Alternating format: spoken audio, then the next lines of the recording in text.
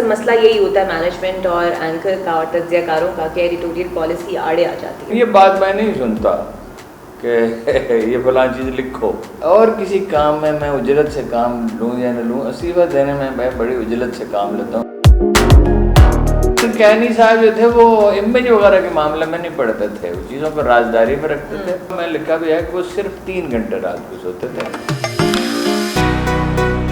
General Bajwa کے حوالے سے آپ کیا سمجھتے ہیں؟ وہ انتہائی خوش اخلاق ہے, یہ گریٹ کمیونیکیٹر. جنرل راحیل شریف صاحب نے اب تو نام بھی بتانے میں کوئی حرج نہیں, جنرل عاصم باجوہ صاحب کو بھیجا, انہوں نے کافی مطلب کہ فوج میں بڑی ناراضگی ہے. میں نے کہا فوج میں کوئی ناراضگی, فوج میں تو میں perhaps I am the most popular journalist. Imran Khan کا رول پاکستانی تاریخ میں میرے خیال میں فائنلی اس طرح دیکھا جائے گا کہ اس نے کرپشن کے خلاف تحریک چلائی. میاں نواز شریف صاحب نے کشتیاں جلا دیں اور وہ طارق بدیات نہیں ہیں. السلام علیکم. فل اسٹاپ کی اس اسپیشل انٹرویو سیریز کی ایک اور ایپیسوڈ میں آپ کو خوش آمدید کہتے ہیں, اور میں ہوں اقرا حارث. آج جو شخصیت ہمارے ساتھ موجود ہے وہ صحافت کے شعبے کا ایک بڑا نام ہے. وہ جو بھی لکھتے ہیں وہ اقتدار کے ایوانوں تک پہنچتا بھی ہے, اور عوام جو ہے ان کے لکھے ہوئے کو خاصا سمجھتے بھی ہیں اور مانتے بھی ہیں.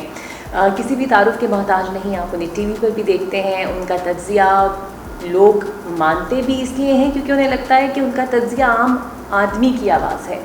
وہ کوئی اور نہیں ہے, ہارون الرشید صاحب آج ہمارے ساتھ موجود ہیں. بہت شکریہ سر. پہلے تو آپ کے بہت شکریہ.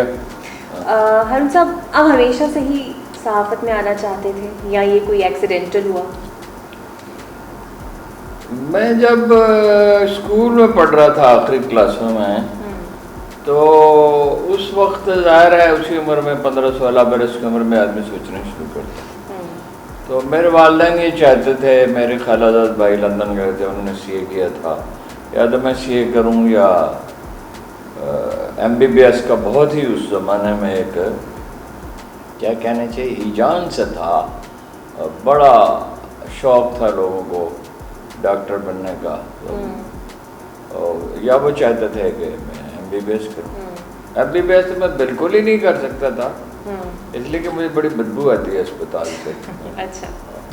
اور وہ یعنی یہ میں رسماً نہیں کہہ رہا, میرے لیے بہت مشکل ہے. مکروہ آواز سننا اور بدبو سے گزرنا میرے لیے بڑا مشکل ہے. میں راستہ بدلنا پسند کروں گا, مگر اس سے مجھے بڑی کراہت ہوتی تھی. تو میرے سامنے 2 چیزیں تھیں. ایک تو میں اپنے استاد جن سے میں نے اردو پڑھی اور جن کے بارے میں کہا جاتا ہے کہ جس نے ان سے اردو پڑھ لی پھر کسی سے پڑھنے کی ضرورت اسے نہ رہی. خود تو ظاہر ہے پھر اس میں سطح ہوتی ہے. یا تو میں اردو کا ٹیچر بننا چاہتا تھا, مجھے لٹریچر سے دلچسپی تھی, اور دوسرا آپشن لکھنے پڑھنے کا تھا. تو وہ اس کا فوری راستہ تو یہی تھا. جب میں کالج میں گیا, میرے ادب سے میری دلچسپی سیاست سے کم تھی, انٹرسٹنگلی تھی. مطلب میں فاطمہ جناح کے جلسوں میں جاتا تھا, محترمہ فاطمہ جناح کے جلسوں میں گیا, ان کے موومنٹ پہ نظر رکھتا تھا. تھوڑی بہت دلچسپی تھی, کیوں خاندان میں لوگوں کو دلچسپی تھی, لیکن ادب سے زیادہ دلچسپی تھی. تو مجھے اس وقت یہ اچھا لگا. میں کالج میں داخل ہوا تو وہاں میرا جی نہیں لگا. اسکول کا ماحول بہت غیر معمولی طور پر اچھا تھا. It was one of the excellent schools, one of the 10 best schools in Pakistan, including نہیں پرائیویٹ. تعمیر ملت ہائی اسکول جس کے نام پہ اب ایک فاؤنڈیشن بن چکی ہے اور 250 اسکول چل رہا ہے, جس نے بہت سے بڑے بڑے لوگ پیدا کیے. چنانچہ میں نے فیصلہ کیا کہ مجھے جرنلزم کرنا چاہیے.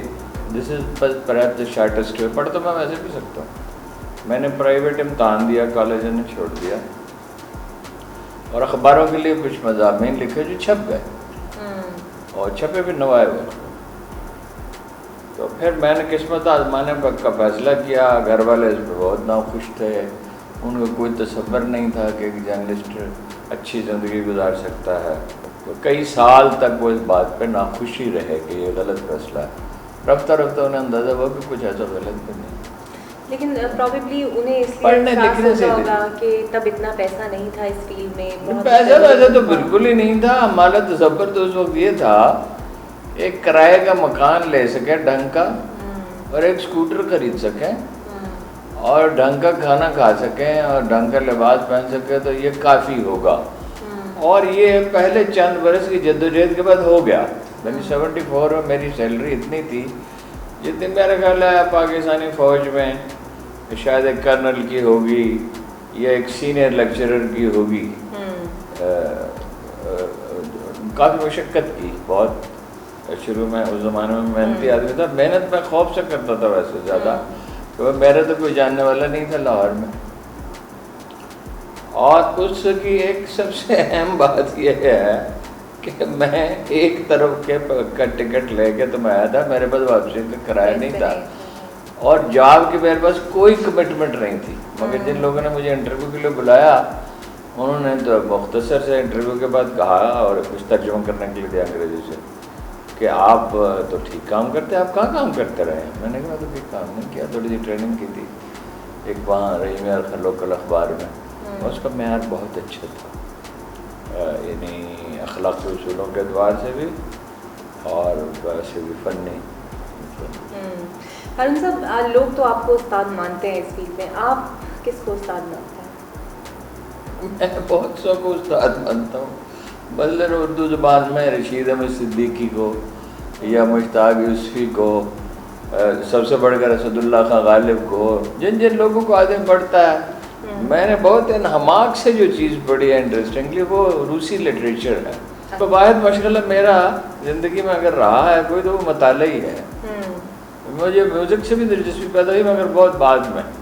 میں زیادہ وقت یا تو پڑھنے میں گزارا یا شام کو ایسے لوگوں کی صحبت میں جو کچھ جانتے تھے اور جن سے سیکھا جا سکے.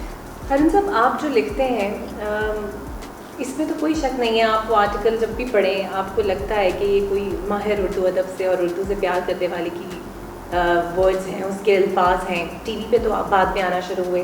آپ کی کون سی چیز ہے جو عوام کو آپ سے کنیکٹ رکھتی ہے اور عوام آپ سے کنیکٹڈ رہتے بھی ہیں؟ میرا خیال ہے کہ آدمی کی افتاد تباہی اس کی تقدیر ہوتی ہے. وہ مزاج جو ڈھل جاتا ہے, میرے مزاج میں تھی حساسیت تھی, ماحول میں بھی حساسیت تھی, میرا خاندان ایسا تھا. میری والدہ بہت ایک عجیب و غریب خاتون تھی اس لحاظ سے کہ وہ ایک زبردست ایڈمنسٹریٹر بھی تھیں اور بہت ڈسپلن میں رکھتی تھیں. لیکن وہ پتہ نہیں مجھے یہ بات اس طرح کھل کر کہنی چاہیے یا نہیں, ان کا حال یہ تھا کہ جب تک تو ہمارے والد زندہ رہے, 74 میں ایک حادثے میں ان کا انتقال ہو گیا. عمر ان کی کافی ہو چکی تھی مگر وہ بہت صحت مند رہے. تو وہ رات کو سونے سے پہلے اپنا تمام پیسہ ضرورت مندوں میں بانٹ دیتی تھی, 1 روپیہ بھی نہیں رکھتی تھی. اور یہ عجیب و غریب بات ہے کہ انہوں نے اپنی زندگی کے آخری برس نہایت آسودگی میں گزارے. بچے بڑے ہو گئے تھے اور ظاہر ہے سب لوگ خاص طور پر میرے چھوٹے بھائیوں نے پیسے بھیجتے رہتے. میرے ماحول میں ایک حساسیت تھی, خود میری طبیعت میں تھی. دوسری بات یہ ہے کہ میں نے جب اقبال کو پڑھنا شروع کیا خاص طور پہ تو مجھے یہ ادراک ہوا کہ ایک لکھنے والے کو, میرے استاد بھی تھے انیس اعظمی صاحب جن سے میں نے اردو پڑھی, وہ بھی انہوں کا بھی بڑا اہم رول تھا. اس سے کلیکٹیو سب کانشیس سے, قوم کے اجتماعی مزاج سے ہم آہنگ ہونا چاہیے. یہ نہیں ہے کہ جو چیز پاپولر ہے وہ لکھی جائے, لیکن اس کو ملحوظ رکھنا چاہیے. تو میرا ہمیشہ یہ خیال رہا, بعد میں یہ پختہ ہوتا گیا, کوئی ایسی گفتگو نہ کرو اور کوئی ایسی چیز نہ لکھو جس میں لوگ بوریت کے شکار ہوں. میرا یہ خیال تھا کہ صحافت ایک ایسی چیز نہیں جسے ادب سے الگ کر دیا جائے. چنانچہ جب مشتاق یوسفی صاحب نے مجھے بتایا کہ وہ میرا کالم پابندی سے پڑھتے ہیں تو مجھے کچھ خوف بھی محسوس ہوا, اتنا بڑا لکھنے والا ہے, کتنی غلطیاں مجھ سے ہوتی ہوگی. لیکن مجھے بہت خوشی, میرا خیال ہے کہ وہ ایسی خوشی مجھے کم کبھی ہوئی ہوگی. اور پھر ایک زمانے میں جنرل کیانی سے میرا اسی لیے رابطہ ہوا, لوگ اس پر تعجب کا اظہار کرتے ہیں کہ ایسی قربت ان سے میری کیسے ہو گئی کہ وہ مجھے بلاتے تھے اور گھنٹوں گفتگو کرتے تھے بعض اوقات. تو وہ 2 وجہ سے, ایک تو وہ یہ سمجھتے تھے کہ یہ بہت کھل کر رائے دینے والا آدمی ہے, دوسرا وہ اردو ادب کے لوگ کو اندازہ نہیں کہ بہت سنجیدہ کاری. براڈ کاسٹ میڈیا کی جانب آتے ہیں. ٹی وی کا سفر آپ نے شروع کیا, بہت سے چینل جوائن کیے. سب سے اچھا کہاں پہ آپ کو لگا جہاں پر ایڈیٹوریل پالیسی آپ کو افیکٹ نہ کرتی ہو؟ بیکاز اکثر مسئلہ یہی ہوتا ہے مینجمنٹ اور اینکر کا اور تجزیہ کاروں کا کہ ایڈیٹوریل پالیسی آڑے آ جاتی ہے. میری جو کہ ریپوٹیشن بہت خراب تھی کہ یہ بہت جلدی استعفیٰ دیتا ہے. یہ بات صحیح ہے, اب تک بھی صحیح ہے کہ اور کسی کام میں اجلت سے کام لوں یا نہ لوں, استعفیٰ دینے میں بڑی اجلت سے کام لیتا ہوں اگر مجھے, لہذا مجھے بہت کم ٹوکا گیا ہے. وہ ڈرتے ہیں جو لوگ مجھے ڈرنے کی بات نہیں, وہ سمجھتے ہیں کہ بھائی نہیں, دو باتیں پیرالل ہیں. ایک تو میں دفتر کے ڈسپلن کی نہایت سختی سے پابندی کرتا ہوں. میں اسے کوئی اعزاز نہیں سمجھتا کہ آپ اپنے انا کا پرچم اٹھائے رکھیں. میں ہمیشہ وقت پہ دفتر جانے کی کوشش کرتا ہوں, تاخیر ہو جائے معذرت کرتا ہوں. دوسرا یہ ہے کہ پروفیشن کے آخری برسوں میں, خاص طور پچھلے 10-12 برسوں میں, جب بھی مجھ سے غلطی ہوئی میں نے ہمیشہ اس کی زبانی یا تحریری معافی مانگی اور یہ دفتر والوں سے کہا کہ آپ جرمانہ کرنا چاہیں تو کر سکتے ہیں یا کسی طرح کی بھی کوئی سزا. لیکن اگر کسی نے مجھ سے یہ کہا کہ فلاں چیز آپ نے کیوں لکھی ہے یا آپ کو یہ لکھنا چاہیے, تو میں نے ہمیشہ ان سے کہا آپ کو یہ حق ہے دفتر کو مجھے یہ کہنے کا کہ میں فلاں چیز پر نہ لکھوں, دفتر کو نقصان نہ ہو. لیکن یہ بات میں نہیں سنتا کہ یہ فلاں چیز لکھو. وہ میرا کام ہے, میں ان کے حدود کا خیال رکھوں گا. اللہ کا فضل ہے کہ مجھ پہ کوئی اول تو مقدمہ دائر نہیں ہوا. اٹ از 51 ایئرس, اور اگر کبھی ہوا تو اس نے خود ہی واپس کر لی. وہ قانون کے حدود کا خیال رکھا جائے, مگر ایک یہ کہ لوگوں کے جذبات کو ملحوظ رکھتے ہوئے ان کے مطابق نہیں. بعض اوقات آپ کی رائے ان سے مختلف ہوتی ہے. 16 برس تک میں ایک تنہا آدمی تھا جو یہ کہتا تھا کہ عمران خان وزیر اعظم بن سکتا ہے. 30 اکتوبر 2011 تک کوئی اور تو نہیں کہتا تھا. میاں عامر صاحب میرے رشتہ دار ہیں, دور کے رشتہ دار ہیں ویسے, لیکن تعلق اچھا ہے, یعنی کئی نسلوں سے ہمارے ان کے مراسم میں. وہ مجھ سے بہت بحث کرتے تھے. جب وہ بحث کرتے کرتے تھک جاتے تھے تو میں ان سے پوچھتا تھا, کبھی بے وقت نہیں, اس لیے کہ وہ مصروف آدمی ہیں, کہ آپ یہ چیف ایڈیٹر کے طور پہ بات کر رہے ہیں یا ریڈر کے طور پہ. تو وہ ہمیشہ کہتے تھے میں ایک ریڈر کے طور پہ بات کر رہا. اپنی رائے پہ وہ جمے رہتے تھے. مگر مجھے کسی نے تنگ نہیں کیا. جنرل راحیل شریف کی وجہ سے ایک دفعہ کسی اور وجہ سے ایسا مرحلہ آیا کہ جب انہوں نے کہا کہ دباؤ بہت شدید ہے دفتر میں. مجھ کسی نے دباؤ نہیں ڈالا. وہ میں نے کہا کہ اس کا تو بہت آسان حل ہے. اس سے پہلے بھی ایک موقع پر انہوں نے کہا, ایک خاص کالمسٹ کے معاملے میں وہ یہ چاہتے تھے کہ بھائی اس کا کالم نمایاں کر کے چھاپا جائے. میرا خیال تھا اس میں 4 خامیاں ہیں. وہ فوش لکھتا ہے, بعض اوقات ریپیٹ کرتا ہے, اپنے ذاتی مخالفین کے خلاف لکھتا ہے اور تکرار کرتا ہے. تو آئی ریفیوزڈ. تو میں نے کہا ادارے کے مفاد میں نہیں ہے, اس لیے نہیں کہ مجھے ناپسند تھا, میں نے خود ہی اسے رکھا تھا. دنیا کے کالمسٹ سب میں نے خود رکھے تھے. مجھے کسی نے کہا نہیں تھا, کسی کی سفارش نے مجھے کہا گیا تھا کہ جس کو تم رکھنا چاہو رکھ لو. تو انہوں نے کہا کہ آپ میری بات نہیں مانتے. میں نے کہا اگر آپ حکم دیں تو میں مان لوں گا, لیکن اگر آپ یہ کہیں کہ یہ چھپنا چاہیے تو میں کہوں گا یہ نہیں چھپنا چاہیے. تو اس کا آسان حل ہے کہ میرا استعفیٰ حاضر ہے. اس پہ وہ شریف آدمی کی طرح خاموش ہو گئے کہ بھائی میں اب اس کا کیا کروں. وہ اپنے موقف کو درست سمجھتے تھے, مگر انہوں نے کہا کہ بھائی اب یہ تو اچھا نہیں ہے کہ چھوڑ کے چلا جائے.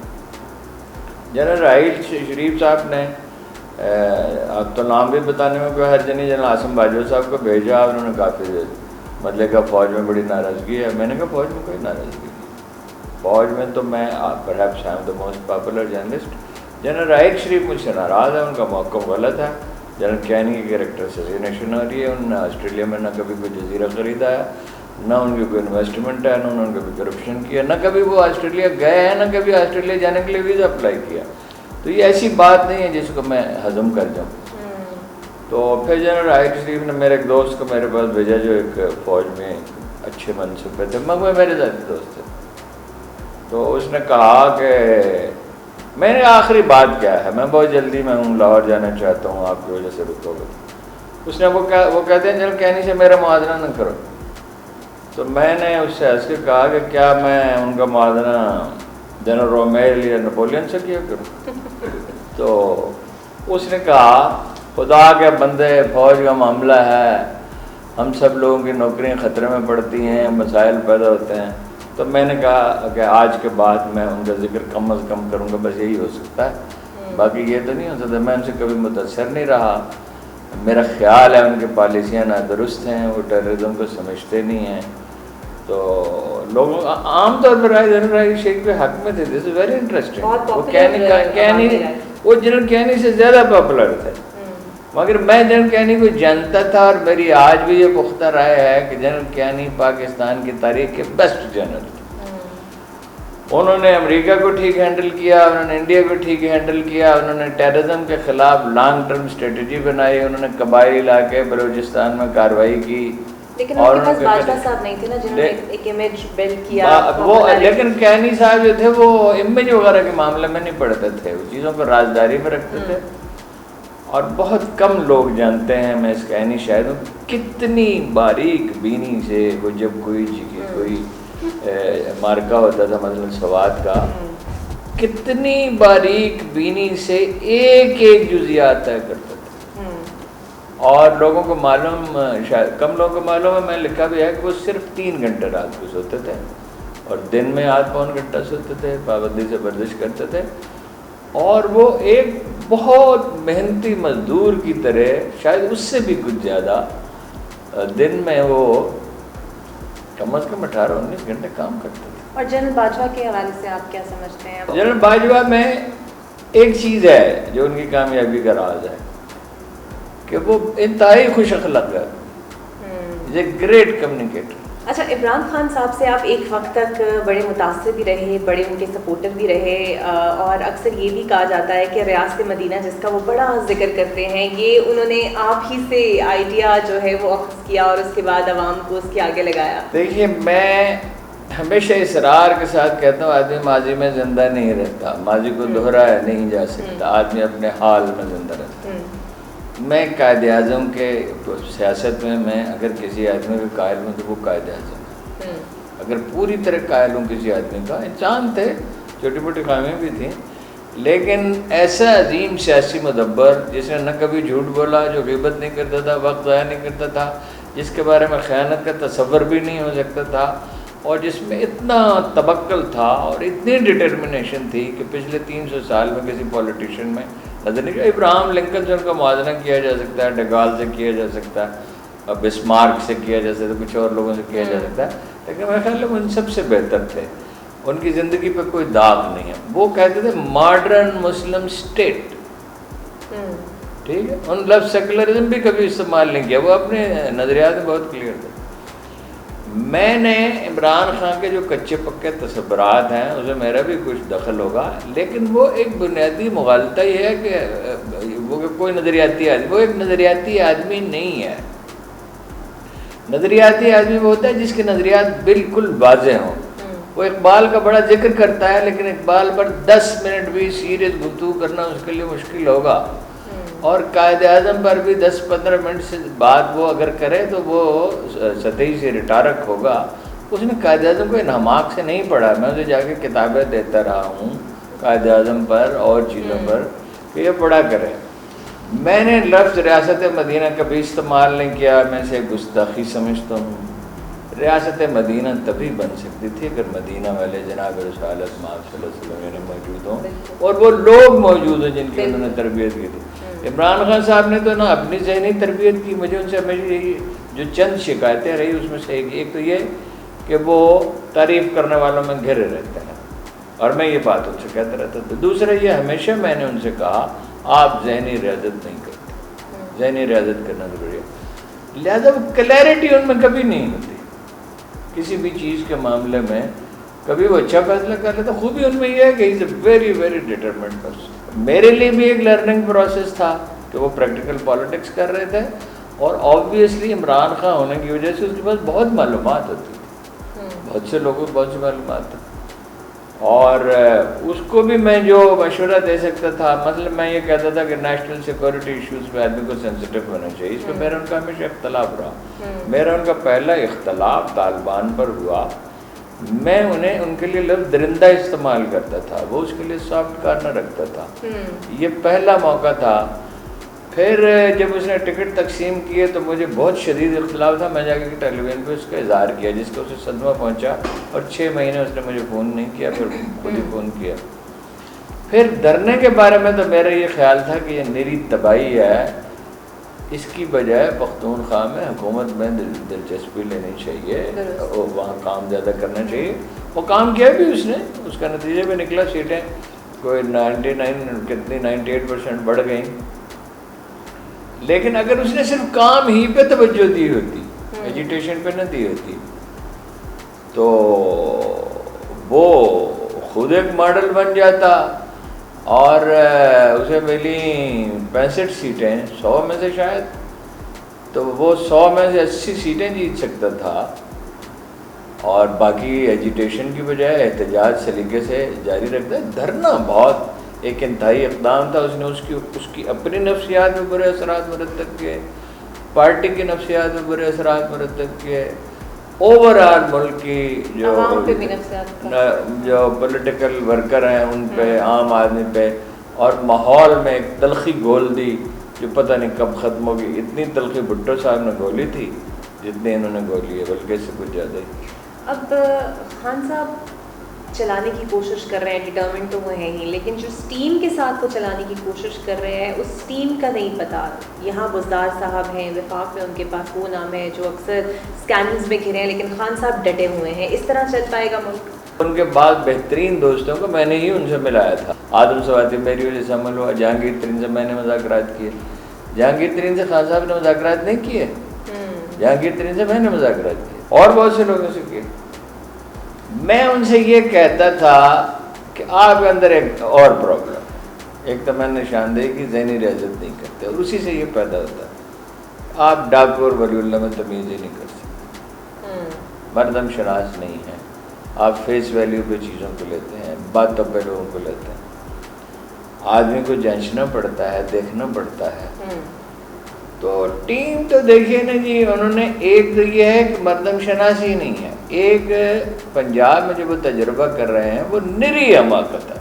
تاریخ انسانی میں یہ تجربہ ہمیشہ ناکام رہا ہے کہ نالائق گورنر رکھ کے, یا نالائق وزیر اعظم رکھ کے, یا نالائق کوئی اپنا نائب رکھ کر کوئی کام کرنے کی کوشش کی جائے. لیکن انکمپیٹنٹ آپ ڈرائیور اور باورچی نہیں رکھ سکتے تو وزیر اعلیٰ کیسے رکھ سکتے ہیں؟ اس ٹیم کے ساتھ خان صاحب کی کامیابی کا کوئی امکان معاشی میدان میں نہیں ہے.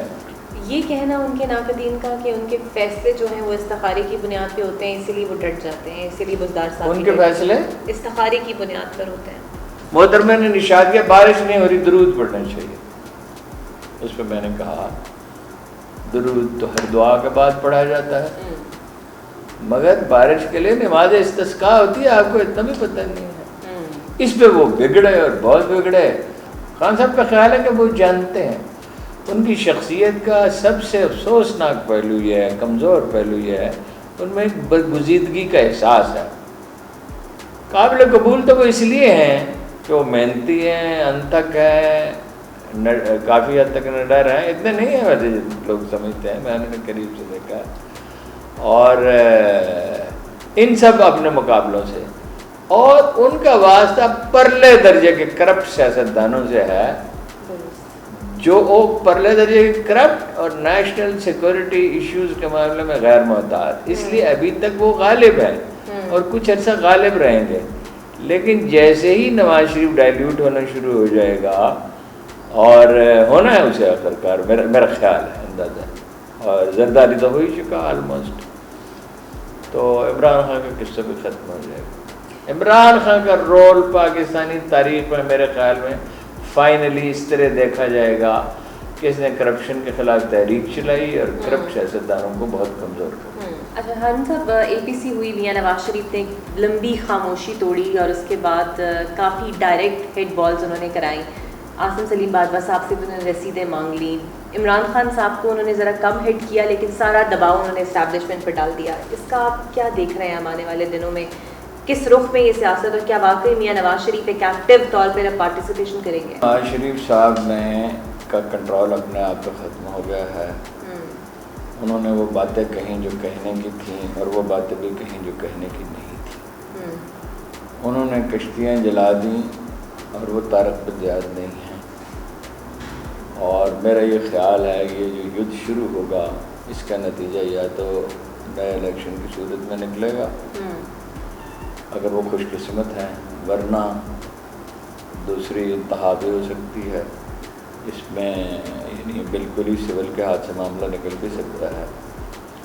اور میرا خیال ہے کہ عوامی تحریک کے لیے حالات سازگار ہیں. انہوں نے بات بڑی امپورٹنٹ کہی کہ یا تو state with in the state ہوتی ہے، لیکن یہاں پہ معاملات پیرلل اسٹیٹس کی صورت میں چل رہے ہیں.